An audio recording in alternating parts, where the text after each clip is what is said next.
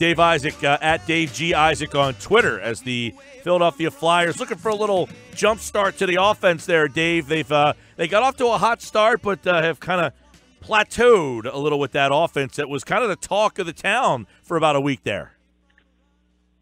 Well, yeah, at first it was the team, and then it was the line, right? Yeah. And then the Flyers became a one-line team, and then when that stops working, you're in big trouble. That's where the Flyers find themselves now, and they kind of like the way that the fourth line's been working, so they kept that line together. They kept the line of Giroux, Couturier, and Voracek together. And when you have that many things that you want to keep constant, you don't have a lot left to change.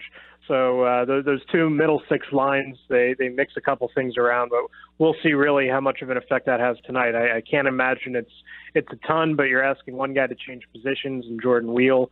But we'll see exactly what it all means. But not a whole lot of options when you have so many things that you want to keep constant. I guess the biggest solution, Dave, or the biggest thing is to solve Devin Dubnyk, right? I mean, they weren't able to get a shot past him. Is he that high a caliber goalie, or was there something else at work there? He's a big guy, I can tell you that much.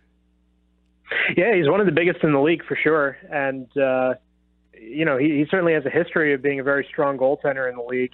And it's even before the Flyers game as well. I think his personal shutout streak is like 135 minutes or something like that. So he had a shutout the game before they faced the Flyers. He's definitely a guy that has been a top goalie in the league, but hasn't performed all that great against the Flyers, of course, until Saturday. So, it's certainly something that they need to figure out, and it's a combination of what's not going right with their offense and what else do they need to do to beat a team that's been good defensively.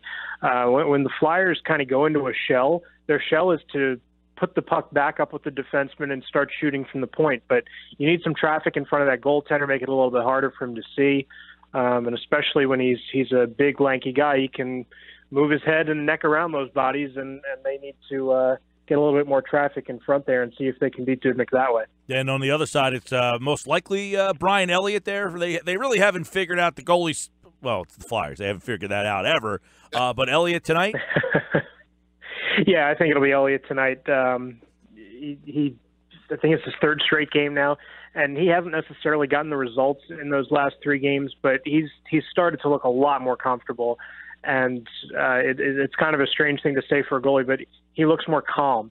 The movements that he's making back there aren't like these 1990s goalie fish out of the water, flopping all over the place kind of deals. He seems to know exactly where the puck's going. He's tracking it very well. Again, the Flyers on Saturday only lost a one-goal game, so there was only one mistake. Obviously, it was the game-winning goal, but he's been playing pretty well, Brian Elliott, and I've been pretty critical of him the first month and a half here of the season, but I think he's finally starting to find a rhythm here, even though the offense hasn't been putting up the goals in front of him. And David, helps if he has the starting defenseman in front of him. No disrespect to the guys that came up, the Mark Alts of the world, but with all the normal starting defensemen in front of him, including a guy you wrote about, Ivan Provorov. Ivan the Terrific, really. I mean, they just keep putting stuff on this guy's plate.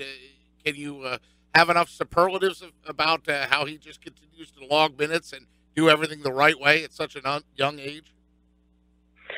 Yeah, I think the most remarkable thing about Ivan Provorov, this being his second year in the league, and he's 20 years old, even last year, it took him 20 games to become the team's number one defenseman, and it wasn't because he was Shane Gostisbehere and was putting up a 15-game point streak.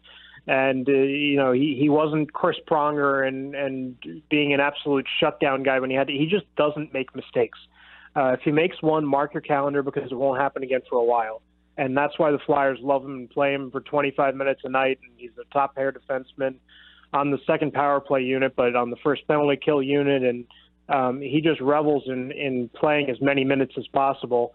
He was talking about somebody the other day. It escapes me who, but they played 35 minutes in a game. It wasn't a Flyer, but he took note of it and said that must be heaven. So he's a guy that will, as much as the Flyers will put on his plate, he'll ask for more. And then, so he's a guy that made a rapid ascent. And there's another guy that Flyers fans, they kind of love to hate. They never thought this guy could be a top-line center. And would you say that Sean Couturier has been the biggest surprise of all the surprises so far? Yeah, I think so. And the Flyers late last season, that's what they're always pointing to, is that he was very productive towards the end of last season. But that wasn't a big enough sample size where I think people expected that to continue this year. And, you know, we've talked about it before, right? Everybody was questioning, is this guy good enough to be a number 2 center? Well, apparently there was the wrong question because he's a number 1 center. So I also think that if you put anybody on a line with Claude Giroux and Jake Voracek, all you have to do is keep your stick on the ice and you'll probably score 15 goals by accident. But Sean Couturier has been playing really well. And when you look at numbers, especially at even strength, since March 1st of last year, he leads the league with 35 points. 2 better than Connor McDavid. Nikita Kucherov has been playing out of this world. He's 1 point better than him. So he's put together a lengthy resume now. And, you know, for all the criticism that he got and for being pigeonholed as this defensive specialist for a couple of years, he's showing that he can be a lot more. Yeah, and you called him an old 24 in your article. What did you mean by that? Well, just by virtue of games played, I think tonight's going to be 434 in his career. When you look at a guy like Scott Lawton, who's been up and down a little bit, I don't think he's quite at 150 yet. So he's just played a lot of games.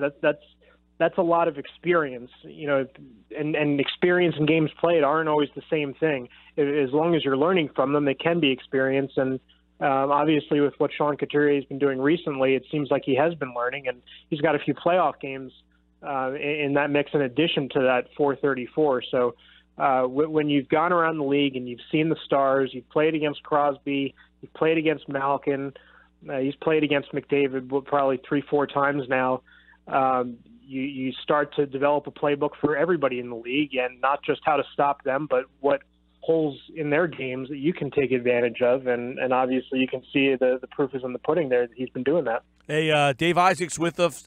Follow him on Twitter at Dave G. Isaac. A couple injury notes. Patrick and McDonald, what do you got there?